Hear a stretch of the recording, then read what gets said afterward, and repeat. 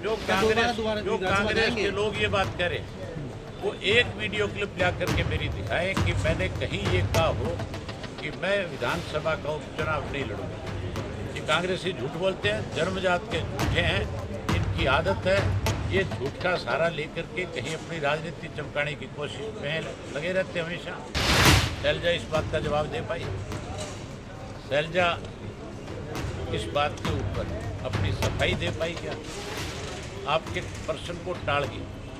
हुड्डा से भी ये पूछ लेना कि तू उस कमेटी का मेंबर था जिस कमेटी ने इस ड्राफ्ट को तैयार किया था, और तेरा लड़का 2.5 फुट के 2-2 फुट के आलू उगाने की बात कर रहा था। तुम तो सबसे बड़े दोषी हो इन 3 कृषि के काले कानूनों में। कल गोपाल कांडा ने कहा कि सरकार ने सेम की समस्या का समाधान कर दिया है, करोड़ों रुपए मंजूर कर दिए हैं। ये हर बार जब चुनाव आता है तो इस तरह की बातचीत जो है सेम चुनाव हो गए तो सेम का समाधान नहीं। फिर तो अगर ये होगा ना हमारे बच्चे कुमारे हैं तो कहेंगे हमने इनकी शादी का भी बंदोबस्त करा। अब ये चुनाव के समय बरसाती मेंढक है आएंगे। आपने किसानों के कहने से इस्तीफा दिया था, किसानों के कहने से दोबारा उम्मीदवार बने आप मुझे यहाँ से। कांग्रेस का कहना है कि आपने जब इस्तीफा दिया था आपने कहा था कि जब तक तीनों कानून वापस नहीं हो जाते मैं विधानसभा की तरफ नहीं देखूंगा भी नहीं।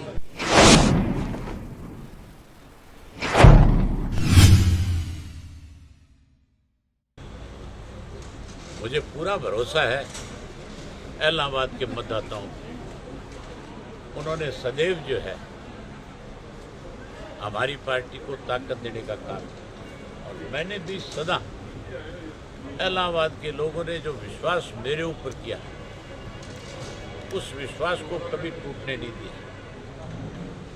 उनकी जो मंशा थी, जैसी वो मेरे प्रति एक सोच रखते थे, मैंने उससे 21 उनके लिए करने का काम किया।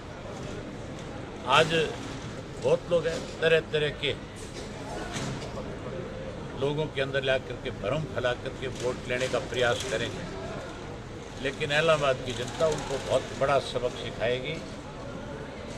कुछ लोग जो गाड़ी घोड़े देने की बात करते हैं, कोई पैसों की बात करते हैं, कोई गौशालाओं में जा रहे हैं, कोई मंदिरों में जा रहे हैं,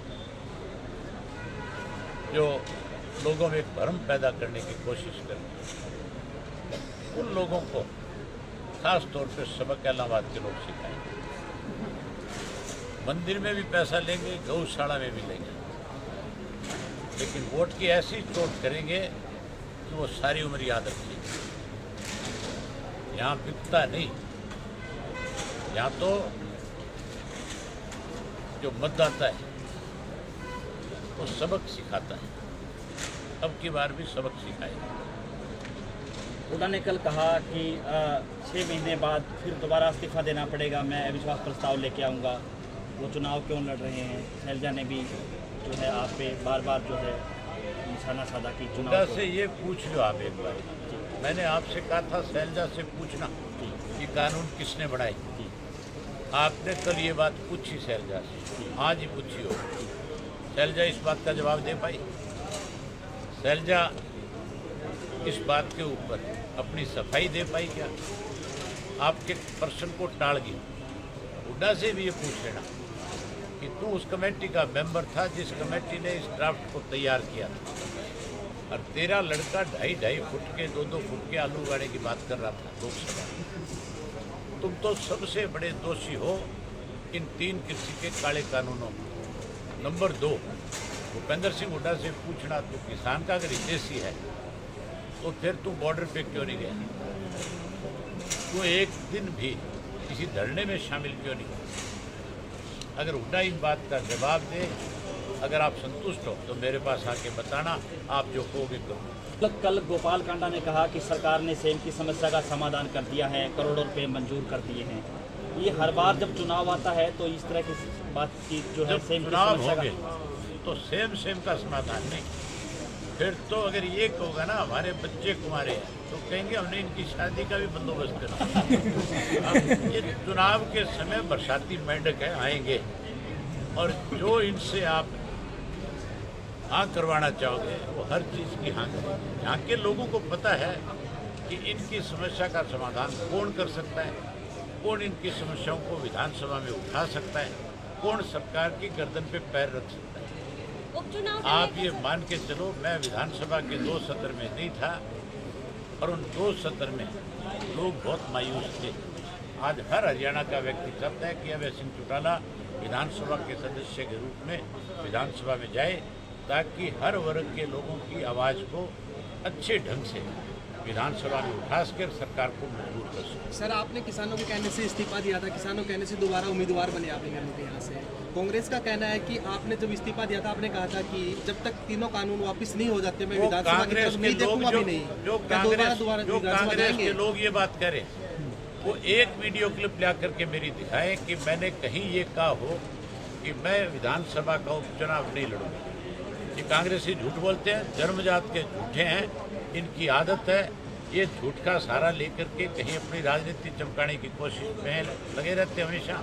आज कांग्रेस का जितना बुरा हाल है किसी राजनीतिक दल का नहीं है। सर, उनका कहना है कि आपने ये कहा था कि मैं विधानसभा की तरफ देखूंगा नहीं जब तक तीनों कृषि कानून वापस नहीं हो जाते। अरे मैं कह रहा हूँ आपसे, आपके माध्यम से कह रहा हूँ उन लोगों को कि वो कोई क्लिप तो दिखाए। अगर वो कोई क्लिप लेकर के आते हैं तो फिर आप मेरे पास आ जाना, फिर आप मुझसे सवाल कर लेना, फिर मैं आपको बता दूंगा सारे जवाब।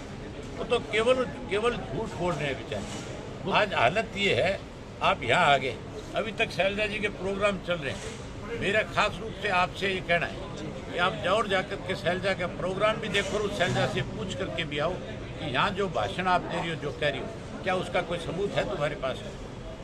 ये केवल झूठ बोल करके सेमग्रस्त करीब 15 गाँव की जो फसलें हैं वो पूरी तरह से बर्बाद। मैंने सरकार से पहले दे जाऊँगा, मेरा सबसे पहला प्रश्न इस बात को लेकर के होगा कि जो सेम से फसल खराब हुई, जो बारिश से फसल खराब हुई, उन किसानों की स्पेशल गिरदावरी क्यों नहीं करी तो अब उनकी गिरदावरी करके उनको उनकी फसल के पैसे दिए जाए। गांव में स्कूलों में भी पानी भरा हुआ है, जिस तरह शक्कर मंदोरी, रुपाना, बिश्नोइयाँ, गंजा रुपाना।